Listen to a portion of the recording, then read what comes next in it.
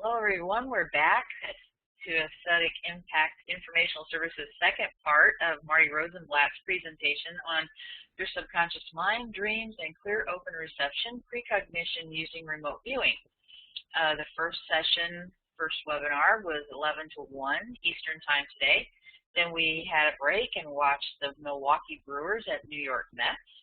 And now we're resuming so that Marty can teach us and give us our instruction as to what we actually worked our way through. Marty, if you could give us a short recap when I turn this over to you, it would be great in case other people don't get a chance to listen to the first segment and possibly only choose to listen to this one accidentally. It will sort of make sense for them.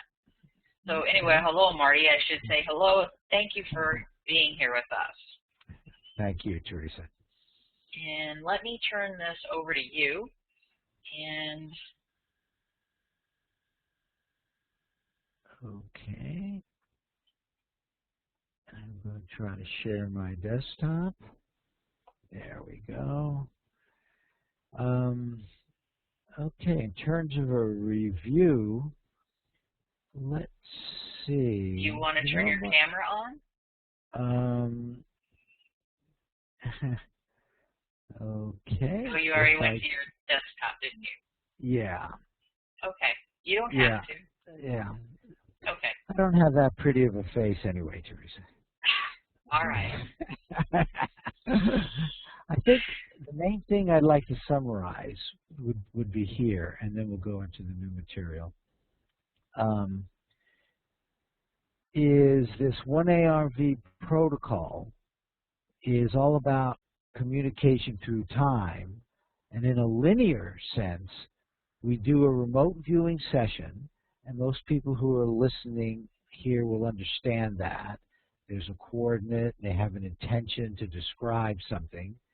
In this case, what they're describing is their feedback session, which contains what I like to call the entangled truth, and that's what actually happened. And that's what we're about to do in this second part now, is do the feedback session. That's where the information originates in a way because you know it for sure. So it's communication between the feedback session and the remote viewing session, which is the skill that's used in 1ARV. And then we talked a lot about open sessions and how they relate to dreams, that when you have a dream and you didn't go to bed with any particular intention, it's completely open in that you never quite know what you're going to get. And in the 1ARV protocol, your remote viewing session is basically open. All you do is listen, and you let your sub give you what it chooses to give you. At feedback time, you find out for sure whether that's a photo site, or if you're in a position, and I like to say lucky enough, you get to just listen even at feedback time to your subconscious, so it can do whatever it chooses to do. Okay, so that's the summary. And if there are any questions, put them in the chat window, and somebody will alert me to that, because I do not look at it. Now, the primary 1ARV skill is really the following. It comes down to one thing, and that is to entangle information between specific past and future events in your life. All of this is designed for you. While we do group predictions, really the benefit of remote viewing is very personal. You get a much better communication between your subconscious and subconscious mind. And so what we're talking about here is a connection between the remote viewing session, the feedback session, and it's like a handshake. All of precognition indicates, I think, very nicely that our linear time views of time are really by this point in time outdated. precognition is a reality. I'd like to give you one other perspective on this. In the last webinar, we talked about this blue area being the physical, spiritual universe with everything. This is all that is. It has no boundary, since it contains everything consciousness touches. Nothing can be outside it, because if you were at all in any way ever conscious of it, it would then be inside the boundary. So it's a very interesting construct, and I believe even more fundamental than our physical universe, which also does not have a boundary in the normal sense. Now, if we take each one of these red areas to be individual things, it could be a table, a computer, a person's life, an idea. Since everything is within this this blue area, the physical spiritual universe, everything is connected. That really all boundaries are artificial, and that's what the fuzzy boundary is, the black area here. So everything is connected in a way just by being part of all that is. However, we try to define things as being separate. So each of these are defined as separate things. Let's go one step further. What's wonderful about us is that we can ignore events, essentially. The watch on my arm, until I just mentioned this, I totally forgot about it. Well, here are two events. We, by using our own conscious minds and intentions, can increase entanglement on these events.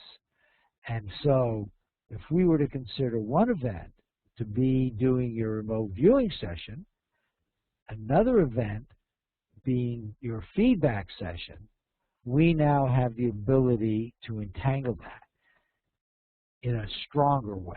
Your consciousness creates this handshake with these two events, and you can enhance the entanglement. Learning how to do that intentionally is part of the skill that you build up. You know, you can, I think, look at past memories. The ones you remember the most often have a lot of emotion associated with, or you paid a lot of attention to them. Things like that, which is just what we do here to increase this entanglement. So this is kind of another view on the theory of everything we're doing and the mindset which we want to maintain. Here's Yogi Berra's statement about time. The future ain't what it used to be, and that's really the truth.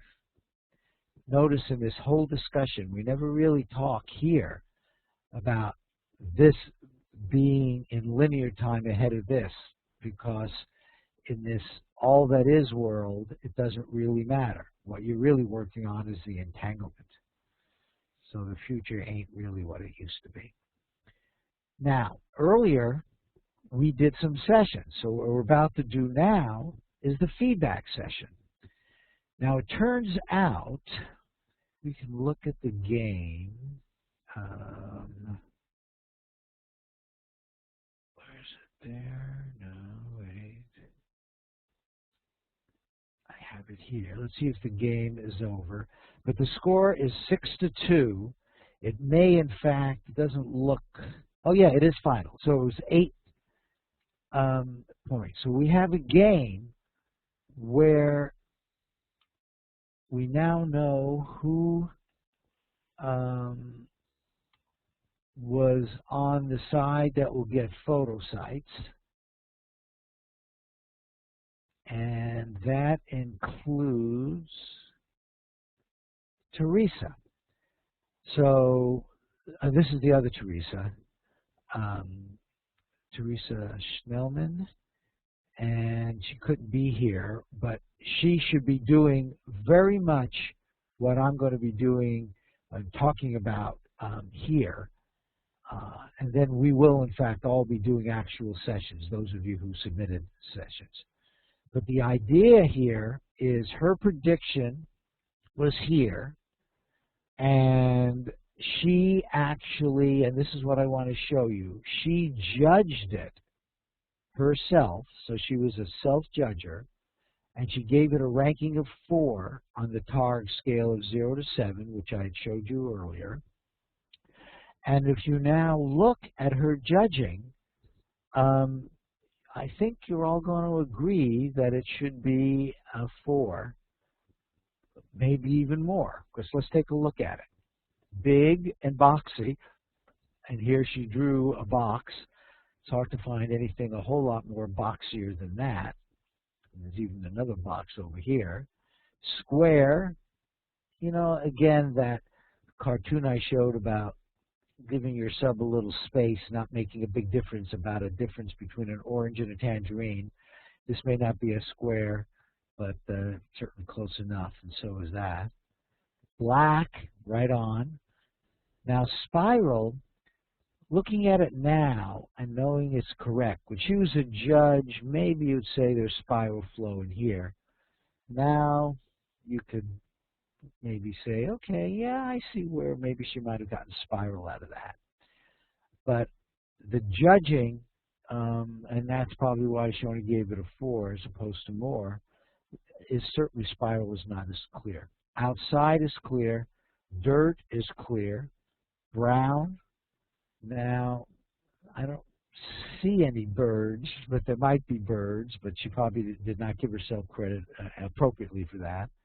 There's certainly white, and this, in my mind, was really very big. The tracks, and she drew the tracks here, and you can see the tracks here, and the words. Most of our photo sites do not even have words on them, but this one happens to, and you can see it ran off the track here. But the tracks are there. It's certainly metal, and there's certainly water. So she gave herself as a judge a 4. I would have no trouble if someone judged this as a 5. Hey Marty, can I chime in here? This is Rick. Yep, please. The more I look at this, I would go even a high 5, almost a 6, because she doesn't have biologicals in there. The bird indication, there's always birds at the beach. This says this is ocean seawater, and birds always at the ocean. It shows water. Water is what she missed in the description. She's got it in the picture right before her EOS is pictured right. The water is spilling over the wood like always swirls. She's like it always swirls, even in like spirals. So there's nothing in here that's missing, and there's nothing extra. There are no biologicals. She doesn't mention people. Doesn't mention structure. Well, small structure, but you know. I understand. I understand what you're saying. I don't know if I go to a 6, but maybe. It turns out the AOLs were probably both off. I suppose you could say there's stairs in here. One of the things which I will say, you know, without saying agree or disagree, because again, so much you just need to do and settle in, but the analysis part, which I resisted for a long time, you know, who wants to do analysis? The remote viewing is really the fun part. I'm finding that discussions like this not only make it fun, but I am appreciating more and more the absolute importance of the judging stage. So I appreciate your comments, and I hadn't thought about the fact that there weren't people there as giving it a positive, but I understand your point. I understand your point. I agree. I would not go to a 6, but I would give it a 5.5. Yeah, okay. Because of anyway, that's my okay. No, I appreciate those. I appreciate those comments. And just so you know, we don't permit anything but integers. So 5.5 would have been a 5. Okay. So we're actually agreeing. I think she was too low, and I think it goes to a 5 as well. But if somebody gave it a 6, I have to tell you, I wouldn't say, you know, that's way off or anything like that in my judgment. Right. Right. You're describing a buff. Okay, yeah, really on a roll. Okay, now I included this just because it's good to talk about as many of these. And I did one, I did it really fast. It was a bit unusual for me because it's very messed up. Plus, the red, I told you when I do judging, I do it in red to distinguish it. That doesn't come across when I turned it into a PDF. But I want to show you mine to show you what I think was a legitimate pass. So I actually did 2 pages. And so these are the 2 pages. So I got person, I got structure, and then I got multiples. I got these horizontal lines, and then more multiples over here. So I actually was moved to write the word multiples. And it sort of came in. So I didn't think it was an AOL. It wasn't like I was adding that. It seemed to come in as multiples. And then these shapes here. My target was this. So I'm not really covering anything here except water, which is not here. But this says little organic, and then I got a person. This is my ideogram thing for person. So, you know, I got the person. There's certainly a structure, and it's kind of a roundish kind of structure, which I liked. So that got it up to where I felt I probably was touching psychic stuff and not just below. So I did think that, but I didn't think it was strong enough to be a 4. And so that was my viewpoint. I don't know, again, if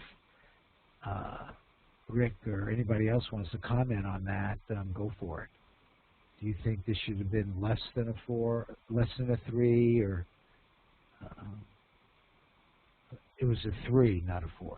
This was a pass, so that's how I put it in. Yeah, I would not give that a 4. Yeah. Yeah. So it was a 3, so it was a pass. Okay. So those are 2 examples again, which from our webinar. So I thought it would be worth going over those. Marty? Yeah.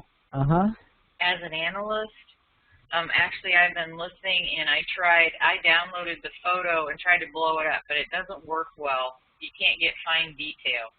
It blurs out. And okay. But I'm willing to ante up that Teresa was 100% sight contact with this picture of the seagull being an AOL. She's trying to identify the fact that that's the seashore.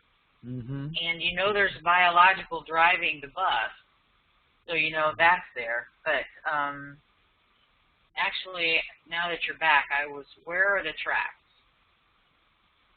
Do you see tracks anyplace? Right here. Okay. That's a line, that's a line, and in fact, I can see, maybe it doesn't show up as well as yours, I can see the lines in this direction. Okay. Yeah, now that you're pointing it out, I can't tell that from this image, and I can't blow it up. Yeah, okay. So other than bird, I can't find a bird, so, and I tried. Yeah, so you're saying you think maybe it should be a 6, huh? I'm sorry, I'm still not into your rating system. I resist Russell's system. Sorry. Yeah. And well. I think whatever, she's like 80% with her stuff. Yeah, you're using Buchanan Lynn's approach, and yeah. she's at least 80%. I agree. And that would actually indicate. I would have hit. This is what I got. Okay. I had a vehicle, wheels, they're spoked. I've got, I'm not seeing any round. Rectangular, smaller ones in the center of it. My picture is like the top of the back of the bus. And the only thing is I'm not seeing any foliage. Outdoors, wooden, box-like, I'm not so sure about the wood. But anyway, paved road, solid surface, And anyway, I got quite a bit. It was kind of fun, even though I couldn't fully participate. Yeah. Okay. Okay. Cool. Okay. What I would like to do now. Yeah. Thank you, Teresa. What I would like to do now is lead into doing the feedback entangled truth session and try to set what I believe is the appropriate context for it to, in fact, improve your precognitive ability. And this comes from the source material for these ideas are from Scientific American, where they did a whole study on the secrets of the expert mind. So they looked at chess players, athletes, musicians, others, and tried to come out with what was common that made them expert. Was it genetics? Was it something else? That's a long-standing debate. Well, let's take what they kind of learn here, what I'm about to share with you, and that can all be applied to creating your own ARV self, your own precognitive self. So we do have subcells and subpersonalities within us, and what we basically do over time is improve these and create these. You know, he has a subpersonality as a chess player. She's a musician. He's some kind of athlete. In a way, you can look at that as a subpersonality. So you're creating this subpersonality, and it's a combination of intention, motivation, emotions, feelings, thoughts, expectations, attention, and actions in a harmonious, effortful fashion. Now, this word effortful was the key in this Scientific American article. So let's see if we can understand what that means. What matters is not experience per se, but effortful study, which entails continually tackling challenges that lie just beyond one's competence. Okay? Just beyond one's competence. You're always working, always have the mindset that you're going to take on the next challenge, and you just keep doing that forever if you want to get to Carnegie Hall, as they used to say. Even the novice engages in effortful study at first, and I think all of us have heard of, and most of us have probably seen beginner's luck, because this happens, you know, when you're a novice. You're pushing yourself. You're still trying to understand what's going on. It's all new, interesting. Now, in contrast, after you get past the novice stage, experts in training keep the lid on their mind's box open all the time. You're always taking on new challenges, in fact, looking for new challenges. Thus, motivation appears to be a more important factor than innate ability in the development of expertise. So in all of our 1ARV protocol here, really, I believe this is the mindset. And when you're doing feedback, when you get hits, you might come up with ideas that you could have done even better. You can experiment with something which is the challenge for you. For example, I'm not a great visualizer. I kind of get ideas and concepts and stuff like that, and I'm working on my visualization. When I do feedback, I try to visualize the photo site, if I get a photo site. So that's just an example. You know, there's always something that you can be doing, and during the feedback session is the best time to do this training, because you have so much of the truth in front of you. And during the remote viewing session is when you apply it all. Now, before we go into it, because hits, misses, and successes are one of the special things about associated remote viewing. If you just do remote viewing itself, you get these good feelings of 80% accuracy and all that when you get your feedback, but nobody tells you it was a miss. In ARV, you get hits and you get misses, and you have to deal with it. And I think that's actually a very positive and important part of it, because it expands you psychologically as well as psychically. There's not, oh gee, that was a pretty good session because I got this and this. That's not quite the same as what we're seeing here with Teresa. Hers was good enough that a judge said, you're going to go in a given direction, and that's the direction it went in. She got a clear hit. Now, it turns out when you get misses, there's more to learn than hits. And I want to give you some quotes when people kind of make this whole point about hits and misses. And what does it really mean to be a success? Frankly, I think all of us that are doing this are successes just by doing it. We're here, we're taking on totally cutting-edge work. But that all has to be internalized. Always bear in mind that your own resolution to success is more important than any other one thing. That's Abraham Lincoln. So stick with it. And I also think there's a certain amount of what do you mean by success? Success and failure. We think of them as opposites, but they're really not. They're companions, the hero and the sidekick. That's beautiful, because indeed there is more to learn from the misses than the hits. And what we're calling misses, I almost wish I could come up with another word. Sidekick is pretty good, but that is the concept, that the sidekick. The toughest thing about success is that you've got to keep on being a success. And that's a very successful Irving Berlin. And that, again, grows you. All of this, when you take on stuff like this, it's part of a growth process. Then we have Jonathan Winters. I couldn't wait for success, so I went ahead without it. I love that. So now, this is the philosophy. This is one of the pages you can get as you go through the protocol, the online protocol. You get a page like this. We've already done the judging, and we saw an example, a few examples of that now. So at this point in time, each of you will know whether it's a hit or a pass, whether your feedback was a photo cite or a thank you.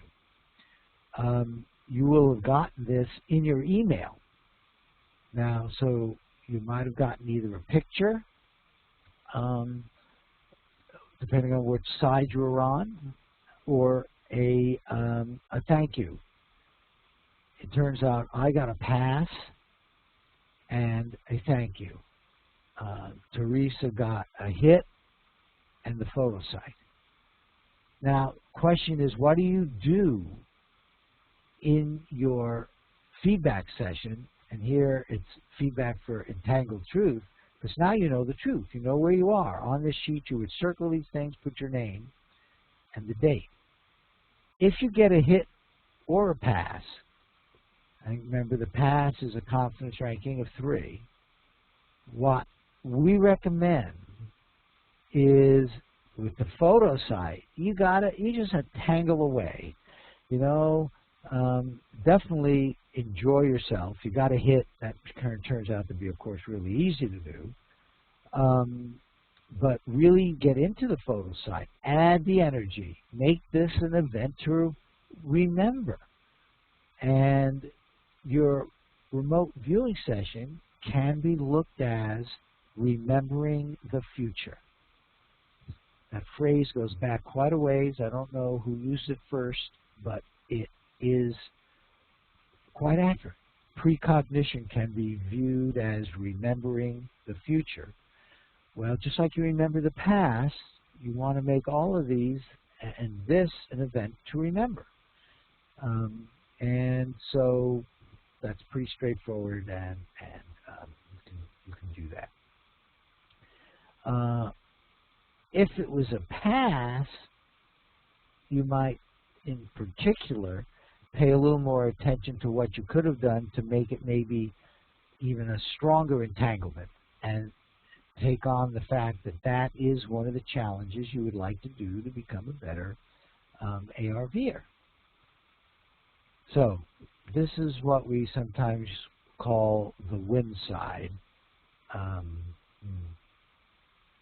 Okay. And this is for the ranking of 3, 4, 5, 6, and 7. This is when you will get that. Here is the thank you. Now what this meant is you had a low, this is where you have, you're going to be doing an open session. You have the low CR, and a pass would be the 3, but the low CRs, and that's because your subconscious wanted to give you information about something else that would be of value to you. So you accept that with gratitude, say thank you, and you're now set up for a open session where you're going to ask your sub to give you whatever it wants to do, just like an open dream. One of the people who were first explaining this to you said, oh, you might say, anything you would like to add to this, dear? Because remember, you do already have a thank you, some information from the transcript, which came from your subconscious, from the session you're about to do. Part of the challenge is if you get a miss. Now, if you're on the photosite side and you have a miss, what that means is you got a low confidence ranking. The judge indicated that you did not get much correct information from the photosite. Well, what a perfect opportunity to improve your ability to communicate. You look at it, put it aside, and when you do your session, do the session you wish you did. And it's like you're practicing in real time. Yes, you're front-loaded, but you're using this as a full practice session. And you ought to be, kind of happy about that and recognize that this is going to help you next time. If you're on the thank you side and get a miss, that meant that your judge gave you a high score, and in fact you matched the indicator photosite, what's called the indicator photosite, because unless you self-judge, you will never see this photograph. Now what do? Again, you accept this with gratitude.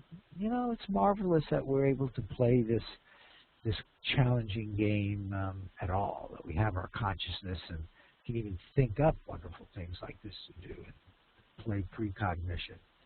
But then you need to ask yourself, why did I peak? Notice the judge thought that you got a good match on something you did not see, which wasn't even chosen at the time you did your remote viewing session. You already know you're psychic. This is kind of what you're saying to yourself. So why did I peek at my judge's mind? The one other thing which I think is important to do here, and we have some private groups, and I'm going to be doing this, is talking to the judge. Maybe the judge made a mistake. Maybe you want to look at it and say, how come you ranked this as a 4 or a 5? If it's a 7, it's hard to say the judge is going to be wrong. But if it's a 4, you might disagree with the judge. And that's true here also. He gave you a 2, and maybe you think it should be a 3 or a 4. So talking to the judge when you get misses is something which I recommend. So going through this, it sounds like it's complicated, but it really isn't, because depending on which situation you're in, I think it's pretty clear what you do. I hope it is. And actually, you know, the whole idea of everything that we're doing is that you're going to be involved in it over the long term. To do a onesie here is a lot of fun,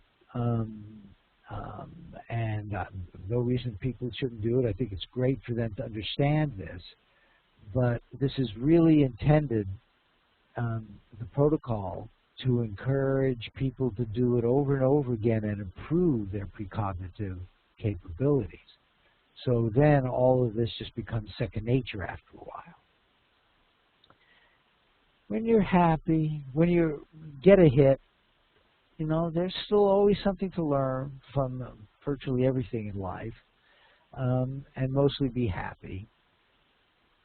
From each miss, there is something to learn, but it's not intellectual so much as now's the time when you do a session like we're going to do now, where your subconscious will give you information about the miss, what you can do better next time, and just do it.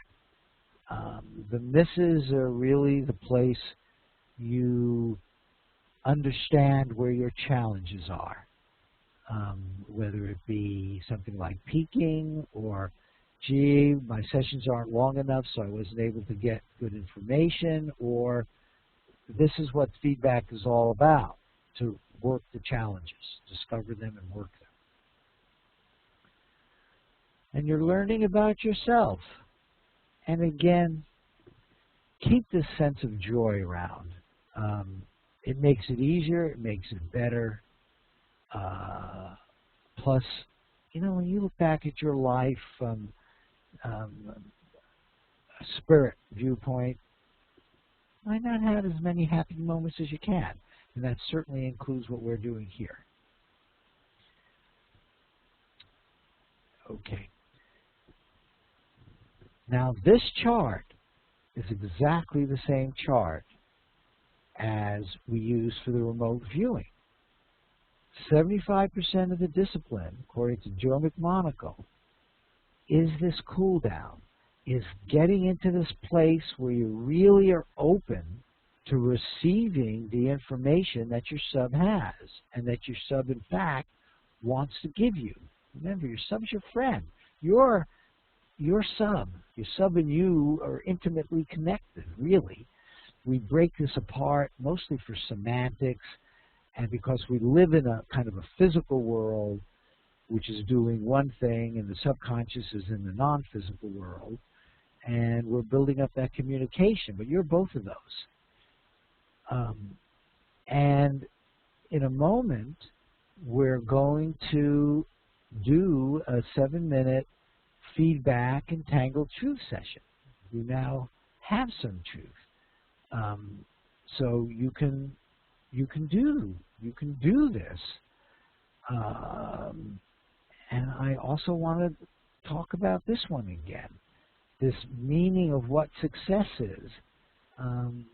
The idea of defining success as being on this journey and feeling good that you're taking on such a challenging journey. That alone can be a standard of success as long as you can get joy out of it. In fact, if you're not enjoying this generally, certainly when you first find out about a miss sometimes, you might not be all that happy, but get into the longer term. And if you can't get enough joy out of this, do something else. Why do you want to spend time on something that you're not enjoying? So during this session, again, you can turn off my mic and do it on your own, or I'm going to do a cool down because I'm going to be doing this as well. I am a student as well as a teacher, so I'm going to be cooling myself down here at the same time. It's a special place where you're very open to receiving information from your subconscious. And was it Jean? Wait, I want to make sure I have. Yeah, Jean, I know you weren't here for the first one. So what you ought to do is do what is called a open session. It's just like an open dream. You're going to get yourself quiet, and you're going to let your sub give you whatever information it chooses to. You go in with no kind of intentions at all. You know, as opposed to if you had a photo feedback, you would go in with the intention of sharing that. Here, especially since you didn't do a remote viewing session, just do a pure open session and see what happens. So, let's, your sub knows. So, exactly what the right thing to do is, especially when you do a cool down, which let's do now. So, I'm sort of stretching, and I want to get my body comfortable. I'm getting more comfortable in my chair. Okay.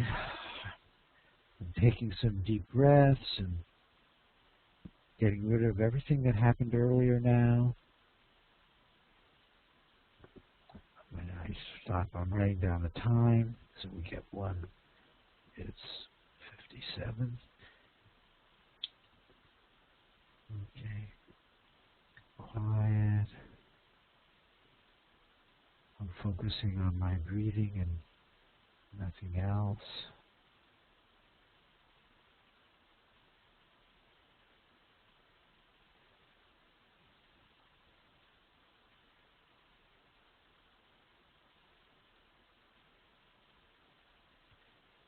Get in touch with something that brings you some joy.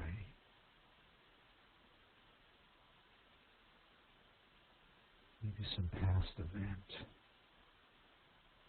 And feel the joy of it. Feel how good it felt.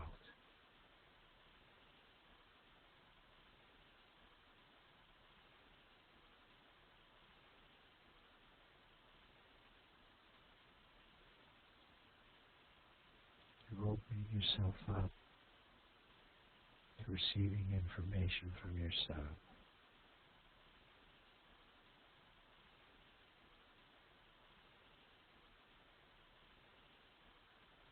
Breathe in and out.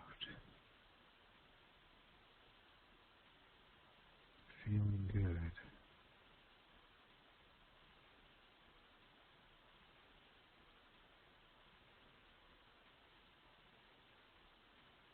Get a real sense of harmony.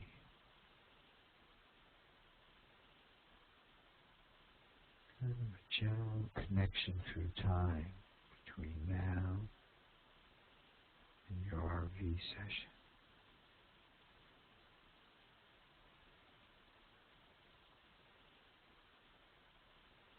Feeling good.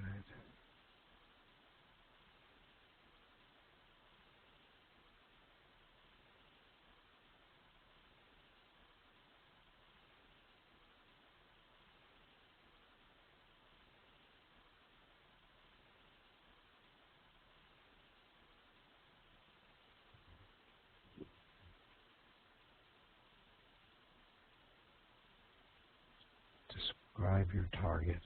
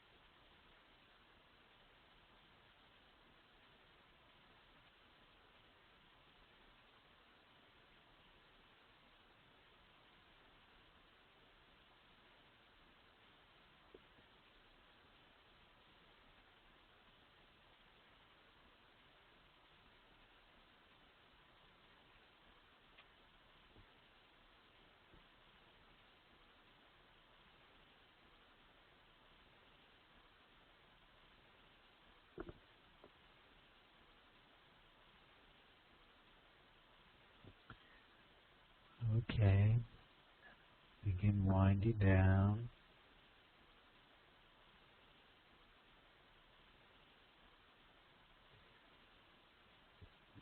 At the bottom of your page, write end or EOS for end of session.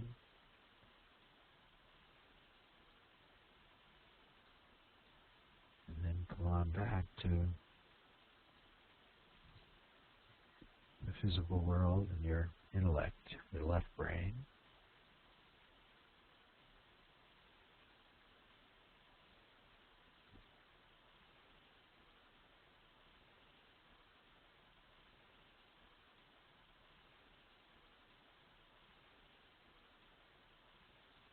I'd like to hear what some of your experiences was. Mine was, I went through this much faster than the remote viewing session.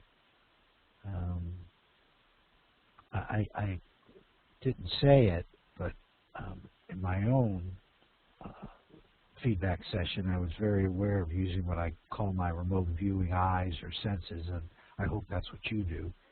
This is all coming in a remote viewing sense.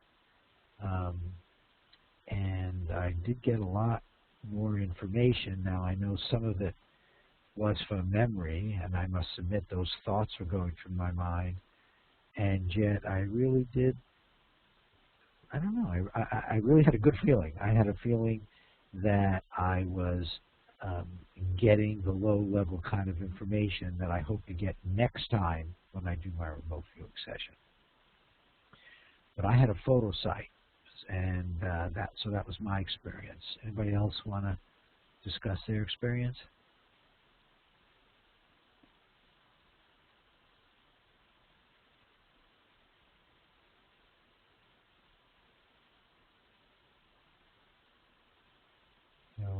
Okay. Not seeing anything coming up in the chat. And Okay. okay. Fair enough. And yet, I must tell you that it is so easy to downplay this. If there's one thing I've learned over all the years, that is the biggest mistake, in my opinion, people make. They just downplay the importance of the feedback experience. And I go back to memories, which is entanglement as well as entangling the future, or memories and entanglement with the past. Time doesn't matter in the normal sense. And the ones you remember the best are the ones that you've got emotional connections with, or spent a lot of time on, or things of that sort. They were kind of worked. And so that's why the feedback session is really important, in my opinion. Hi, Marty. Rick here. Yeah, hi. I was an under, and so the game score that made me overside. So on my feedback, I wasn't looking at the picture. I was self-judging, so I had the picture. Right. I had an open session. And I just went into a really deep meditation. I did not have images or feelings or senses. It was just a very peaceful, deep meditation. Okay. And because I'm getting that right? Because I was in the underside as my. Yes, and that's why you got a thank you only. I got a thank you only. So you never got to see what your picture was. Well, I did because I get self-judging. Oh, you did see it because of self-judging. That's right. True. But you did but you did, and you were a pass. And I'm a pass. So the 3. And you did deep meditation. I find it hard to quarrel at all with the deep meditation. But during your deep meditation, you got no words, images, or no. It's just joyful, very quiet. Peaceful, quiet. And now talking about it, my self-giving tells me, I make up, my mind says, I need to maintain or continue doing my meditation, separate meditation, because it enjoys that. Well, that's right. Looking at your transcript, one of the interesting things about your position now is you do have a transcript. Was there anything there sort of indicating quietness or... I had fluffy clouds. I had clouds. Yeah. Clouds. Okay. I had clouds and then sloping lands looking up to the right. Okay. Look, ultimately, and as I think almost everybody here has probably heard before, I know you have, ultimately all of this gets down to the viewer being in charge. And all that any teacher, trainer can do is give you what they believe is the best kind of advice, and both in general and then when you work a little bit one-on-one, but ultimately it comes down to the person doing it themselves. And the fact that you went into a meditation and got nothing, more power to you. As you well know, a deep meditation and getting nothing is not all that easy. Well, the clouds, I am looking at this. No, remember, his photo site was different than yours, Teresa. So, but the clouds certainly are kind of a calming kind of correlation potentially. Anyway, that was your experience, and even talking about it now, we're making, more of it, Rick, and that's what we'll continue doing when we do our independent work as well. Okay, anybody else want to make a comment or? Okay. Now, you did it. We went through in linear time, and we just completed the last linear time step of a 1ARV prediction. For some of you, this might have been the first time. Dan, just not sure. But in any case, we did it in a linear time, and you basically made a handshake through time. So congratulations to you. And this is a journey. Enjoy the journey, and keep entangling truth from the so-called future. As I think you've already experienced, the fact that you're here already puts you in a rather unusual subclass of our society, and you've seen some very good examples here, one done in this webinar, which I think convince you the world of consciousness is not flat. It's not linear. Linear is flat. It's not flat. Precognition is a reality. I want to go into that a little more. And now I want to talk a little bit about my best understanding as a physicist of what's going on here, period. And I really believe the key element, and there are others who believe this as well, this fellow Stuart Hameroff, he won't go in exactly the same direction I will, but much of what he talks about has to do with microtubules and quantum mechanics. And the connection there is that microtubules are small enough that quantum mechanical effects, the reality of the very, very, very, very, very, very small part of our universe, can play out in these microtubules. And you have literally hundreds of trillions of these. This is a schematic of one nerve cell, okay? This is one of your nerve cells. Here's the nucleus of it. You know how they branch off sometimes into thousands of dendrites and stuff like that. You don't need to understand any of the details, but you do know that you got lots of these, like 100 billion neurons in your body, 100 billion.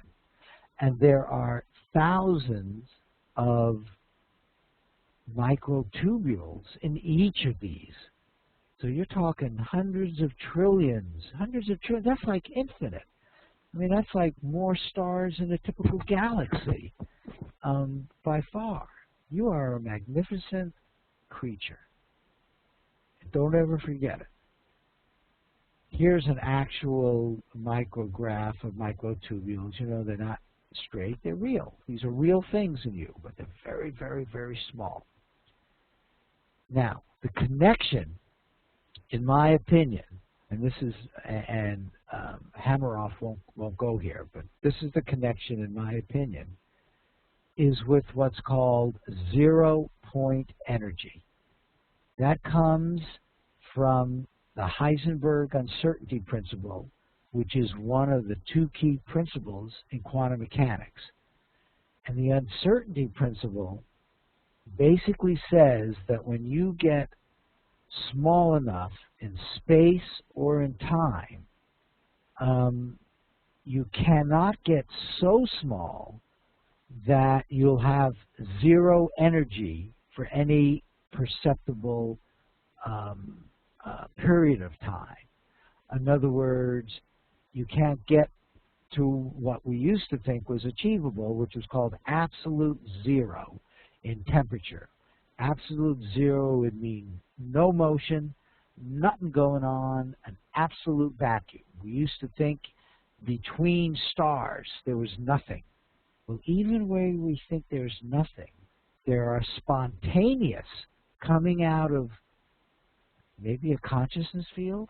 Nobody knows, but what we do know is, what I'm telling you now is not debated, that spontaneous particles and antiparticles, electrons and anti-electrons, protons and antiprotons, these little particles that we think of, they have antiparticles, they combine and you get some energy. All this is happening very, very rapidly. So rapidly that we are sitting on top of an enormous energy base. It is as high as the energy per volume that occurs in a nuclear explosion. It is enormous. NASA is funding, and lots of other people now, private funding as well, are funding ways to get in touch with that energy. And they're having a problem with it. There's no question the energy is there, but what matters is changes in energy. And making that a reality is one of the challenges that science is taking on, because there's basically an infinite amount of energy there. Well, what I see is that this zero-point energy field, which is connecting through your microtubules, is connecting with the thing which is more fundamental than all the physical, which is consciousness itself.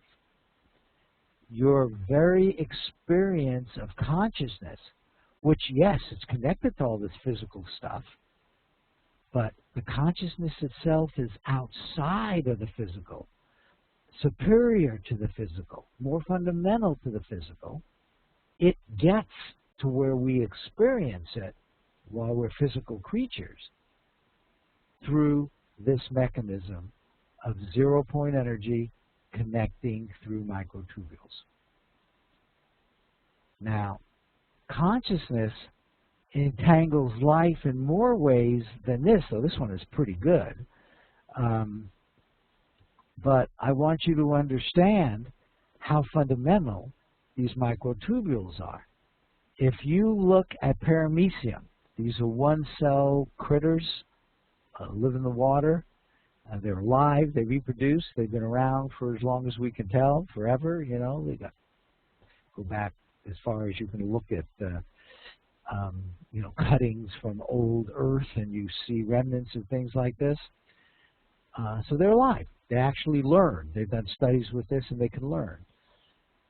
They don't have a nervous system. But guess what? These cilia here, which is how they communicate with the rest of the physical world, in those cilium, each one of those, if you take that and do a cut, so this is one of those cilium here that you're seeing here, and you cut it this way and look at it Okay, so you understand what this picture is? You've done a crosscut here and you're looking at this.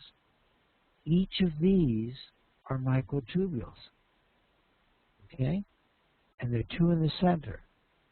I just found out yesterday, and I wasn't able to put in a slide just because, but I will tell you about it. The tail of a human sperm is exactly like this. It has the same amount of microtubules, including the two in the center. You know, I won't guarantee everything else is the same, but the number of them is the same. That's how fundamental. That's how fundamental microtubules are. So not only are they in things, they connect things. This is 6 cells. The blue, or DNA, 1, 2, 3, 4, 5, 6, and there's just a typical DNA symbol. So we have 6 cells here, and the green, you see all the green here, and you see it going between DNA cells? Those are the microtubules. They're everywhere. They're everywhere. And so you're quantum mechanically connected in so many ways, you know, and in a unified way. This is kind of what unifies things. Now, I want to go one step further and give you a hypothesis, which makes sense to me, and I'll let you respond to this.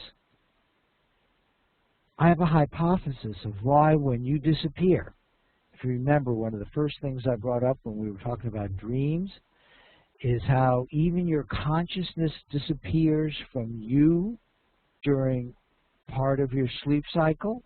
When you're dreaming, you're experiencing a now conscious moment of the dream. So your consciousness is with you there. Between dreams, it's like you disappear.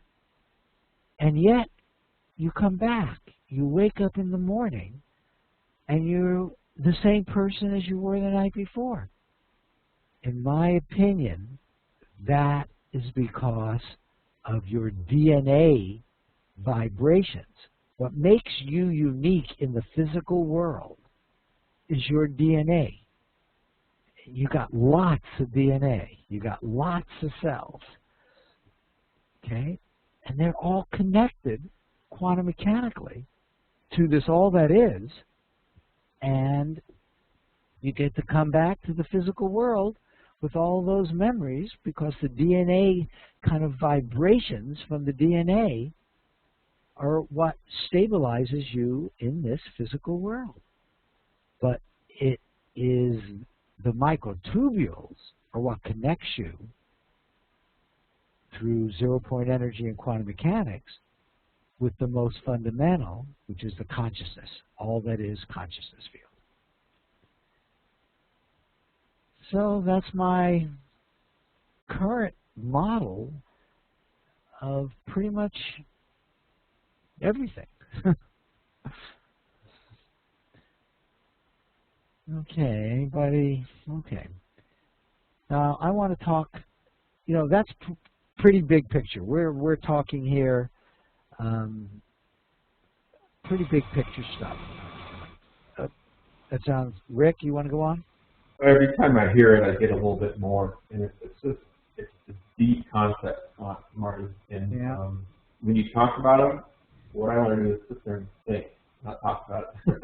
So my silence is like, oh my God, wow, another level. Yeah. Wow, yes.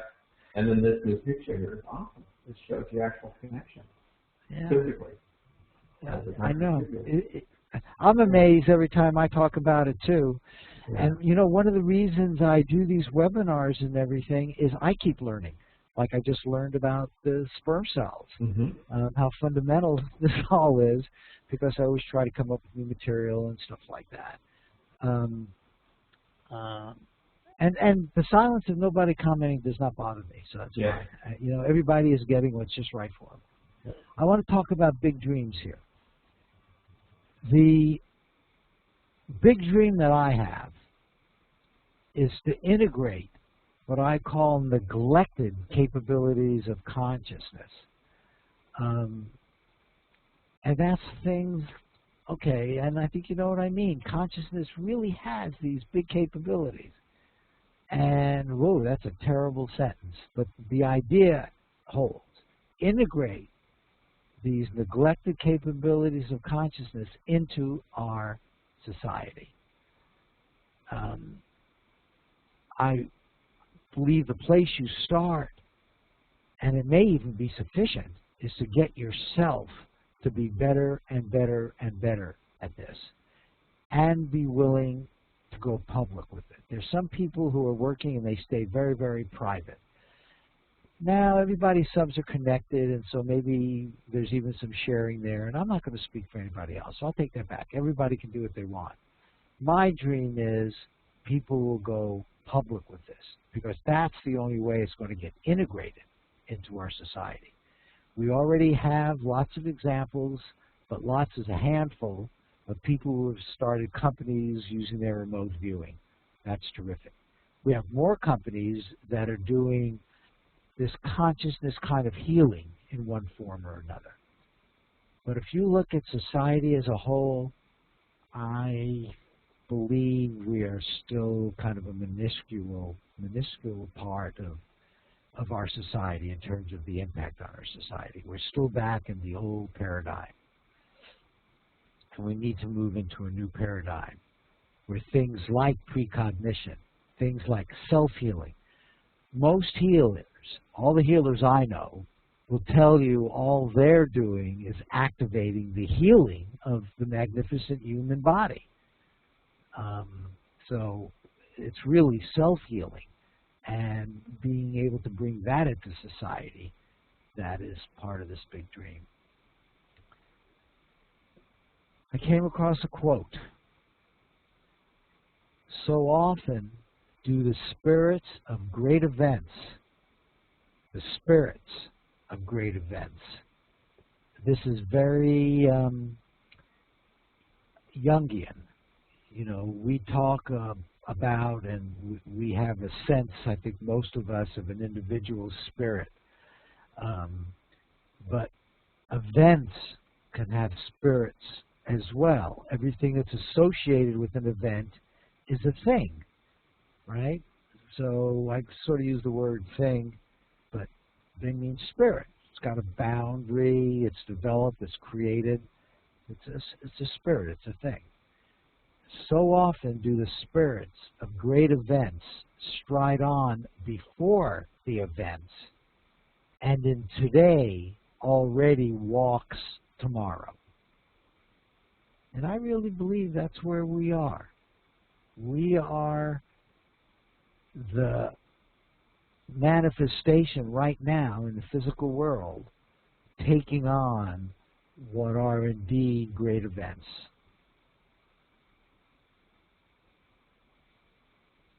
You in the universe, I want to give you a perspective on this. This is all that is. Circle without a boundary. Past, present, future, eternity, everything. Here you are. Here's all of your nows, all of your relationships, and you've got your fuzzy boundary. Through your fuzzy boundary, you're connected to the entire, all that is, the entire universe of collective consciousness. You can have access to as much of the entire universe as you would like. The fuzzy boundary is really the limit which you put on yourself. That's a perspective which I'd like you to carry with you, especially when you do your remote viewing work. Here's a quote from Skip Atwater. He was the initiated and was the head of the Army RV unit. Some say that we pass from spirit into the physical at birth, and conversely pass from the physical world into spirit at death. I say that we never pass from spirit.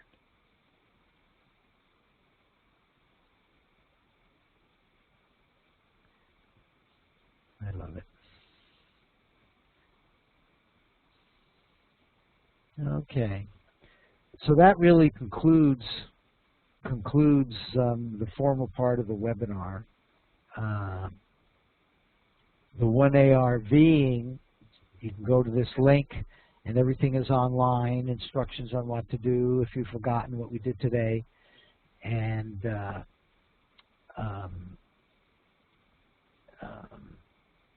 more information about the whole subject. The one thing which I think I did not put on here, and I will put it on the chat list, is I am very email friendly, and that's my preferred mode of communication. And all of you at any time, feel free to ask questions, comments, you know, stay in touch. So with that, questions, comments, or? Marty, thanks again for everything. You put a lot of time into putting this together, as well as all the thought processes with your hypothesis. Well, thank you. You're welcome. Anyone who wants to speak, feel free. You can ask your questions or make comments. If we want to get a copy of this, Teresa, how does that work again? It will be available on my website for downloading later this week. It has to become available to me, and then I have to get it to my people, and then they put it up under webinar recordings on aestheticimpact.com, and you can download it from there. Great, and then that's a full video download that shows as a movie or HTML. Yeah. And is there a way to get that to? I do a lot of listening on my iPhone, on my iPod in the car.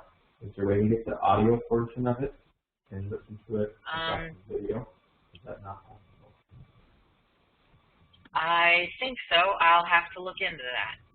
WebEx sends it. I'm not sure. I just download. I send it to my people and they put it up. So let me look at that. Okay. Okay. There's a way. I have a lot of what I call windshield time, and so if I can listen to it, I visualize what I saw before. I don't need to you have to see the visual. This is very visual intensive work, like of course. What's best to see it and review it. If I can pick up like the second half and pick it up, I would love to do that. So, very good. Thank you. Okay. Now, there is one other thing which some of you may want, and that's a copy of this PowerPoint presentation. I will put that online and announce the URL for the whole presentation on some of the e-lists that I'm a member of. And all of you are invited to join what's called the Precog 10 list. And if you'll email me and just say you want to be on the Precog 10 list, I will sign you up for that. And that's one of the lists where I will put out the URL for this PowerPoint presentation. Great. Great. So just send me an email. Thank you, Marty. Well, if no one has any more comments, I think we're probably going to, do I hear? Yes, please, go ahead. Okay. I just want to say I really enjoyed this presentation. Thank you. That's it. Okay. Well, and thank you again.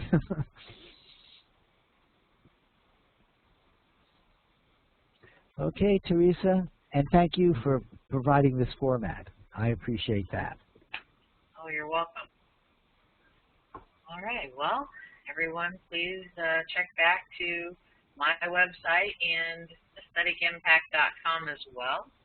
For future presentations, we have some coming up by Angela Smith on various topics. Lynn Buchanan continues to pop in. We have project management coming up. A bunch of us, well, I don't know about a bunch, some of us get together when the time zones permit and we review remote viewing targets and discuss them.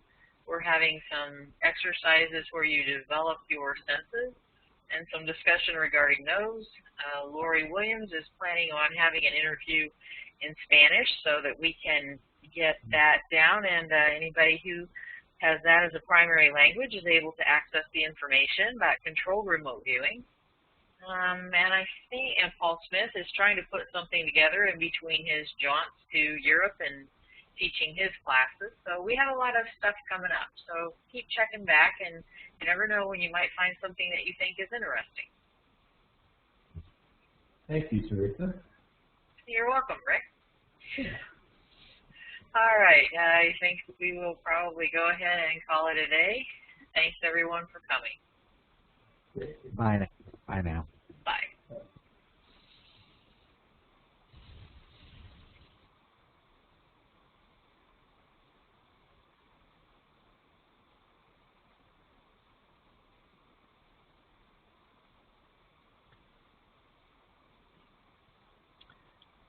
Okay. Can we off our recording? Yes, we are.